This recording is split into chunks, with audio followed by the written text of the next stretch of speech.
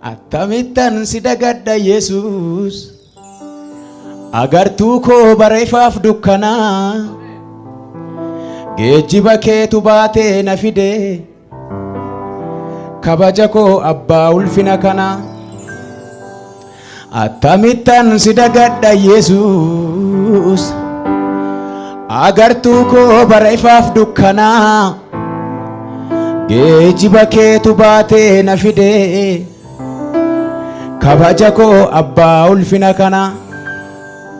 Kan harki koo hiixatee naa qabee alaas manaa san qabeenyan qabu haalati mijeessiteen jiraadhe galanni kee eenyuuf irraan cabu.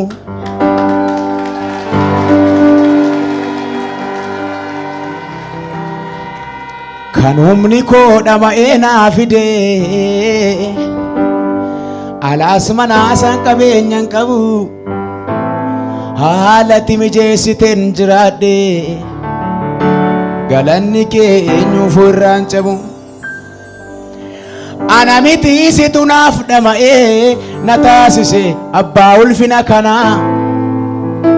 Harka keetu qooda koo naaf falmee naaf hojjete jireenya irraa kana.